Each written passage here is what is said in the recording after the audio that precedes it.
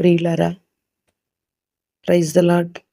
దేవుని బిడ్డలారా, దేవుడు మనతో మాట్లాడుతున్న విషయాలు మరొకసారి పంచుకుందామండి. దేవుడు ఏమని మాట్లాడుతున్నాడు అంటే, చాలా బాధలు ఉన్నప్పుడు, ఎటు తోచని పరిస్థితులు ఉన్నప్పుడు,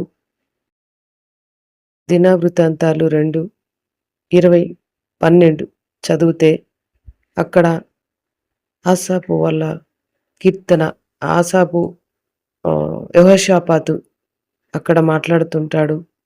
ఏమి చేయుటకు మాకు తోచదు, నీవే మాకు దిక్కు. గలిబిలి పరిస్థితిలో ఉన్నప్పుడు, అది వచ్చే సమస్యను ఎలా దాన్ని పరిష్కరించుకోవాలో అర్థం కానప్పుడు వారు ప్రార్థన చేశారు. యెహోషాపాతు రాజు వాళ్ళు, ఏమి చేయుటకు మాకు తోచదు, నీవే మాకు దిక్కని. అప్పుడు వారు ప్రార్థన చేసినప్పుడు వారి పట్ల దేవుడు గొప్ప కార్యం చేశాడు. దూతను పంపించి 180 మందిని, శత్రువులను హతమార్చాడు. చూడండి, వాళ్ళు ఒకటే అడిగారు, మాకేమి చేయుటకు తోచటం లేదు, నీవే మాకు దిక్కు, నువ్వే మాకు దిక్కు అని వాళ్ళు మొరపెట్టుకున్నారు. కనుక దేవుడు మనకు దిక్కు. మొరపెట్టుకున్నప్పుడు సహాయకర్త. అంతేకాదు, అరణ్యములో కూడా ఆ ఆగరు మొరపెట్టుకున్నప్పుడు అక్కడ కూడా దేవుడు ఆ ఆగరుతో మాట్లాడతాడు.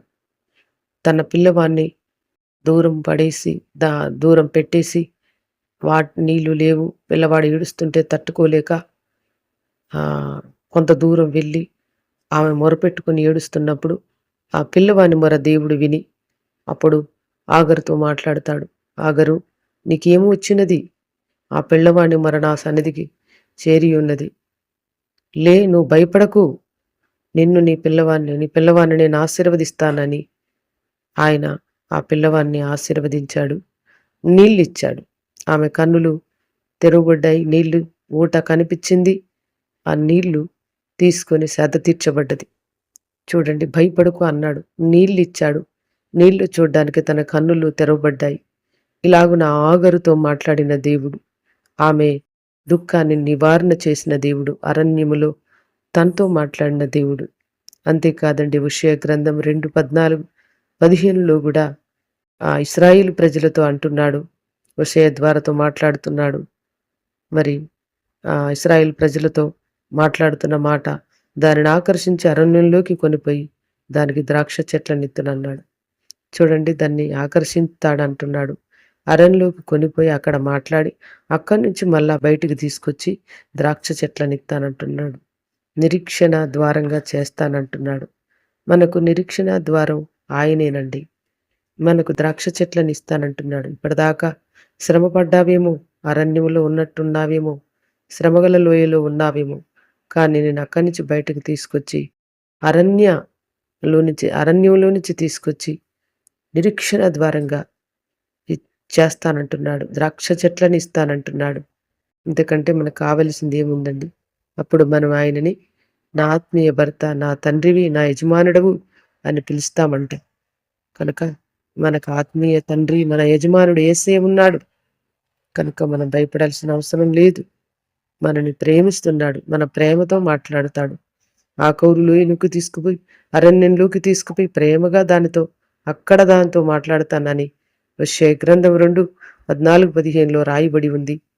కనుక మనతో ప్రేమతో మాట్లాడేవాడు ఆయనే. ఆ కోరు లోయల నుంచి విడిపించి ద్రాక్ష చెట్లు ఇచ్చేవాడు ఆయనే. మనకు నిరీక్షణ ద్వారంగా ఉండువాడు ఆయనే. ఆగరును తో మాట్లాడి భయపడకని చెప్పి ఆగరుకు నీటి ఊటను చూపించి, మరి నీళ్లు కనపడేలాగా ఆమె కన్నులు తెరిచి ఆమె సంతానాన్ని దీవించింది ఆయనే.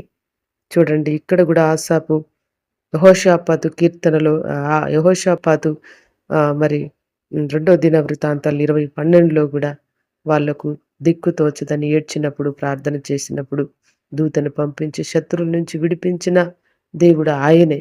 ఇంకా వాళ్ళు శత్రువుల నుంచి విడిపింపబడ్డారు. వారు, వాళ్ళ పిల్లలు, వారి కుటుంబాలు అప్పుడు దేవుణ్ణి స్తుతించగలిగారు.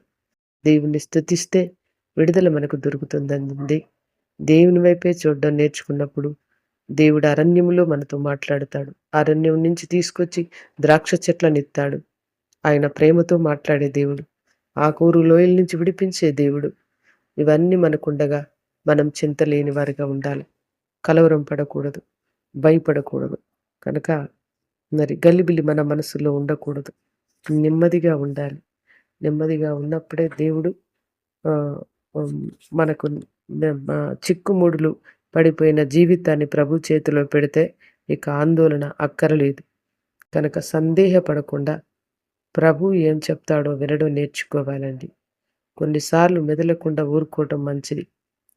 ఏ విషయంలో జోక్యం కలుగజేసుకోకుండా ఆయన పని కోసం మరి మనం కనిపెట్టటం మంచిది. ఎందుకంటే సర్వాధికారం మన గురించి పని చేస్తున్నాడు. ఆయన ఆధీనములో అన్నీ మనం పెట్టి, ఇక నువ్వే మాకు దిక్కని మనం అన్నప్పుడు, ఆయన చేతులకు అన్నీ అప్పగించినప్పుడు, ఆయనే మనకు తోడుండి నడిపిస్తాడు. గతుకుల బాటల్లో మరి అనేక వంకర దారుల్లో, ముళ్ళ తుప్పల్లో ఆయనే మన దారిలో ఉండి నడిపిస్తాడండి. దేవుడు మన పట్ల వదిలిపెట్టే దేవుడు కాదు.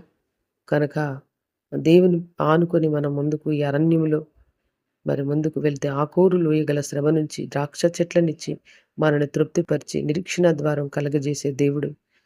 మనకే దిక్కై ఉన్న దేవుడు. మనకు యజమానుడై ఉన్న దేవుడు. మనను అరణ్యములో పోషించే దేవుడు. ఎడారిలోంచి నీళ్లను ఊబికింపజేసే దేవుడు. బండ నుండి నీళ్ళిచ్చే దేవుడు. ఆకాశము నుండి మన్నాను కురిపించి పోషించే దేవుడు మనకున్నాడు గనుక, ఈ నిరీక్షణ మనం కోల్పోకూడదని ఈ యొక్క చిన్న వాక్యాన్ని ముగిస్తూ, దేవుడు నాతో మాట్లాడిన మాటలు, ధైర్యపరిచిన మాటలు మీకు విన్నవిస్తూ, మీరు కూడా ధైర్యం పొందుకున్నారని, దేవుడు మిమ్మల్ని అందరిని దీవించాలని ఈ చిన్న వాక్యం ముగిస్తున్నాను. ఆమేన్. ఆమేన్.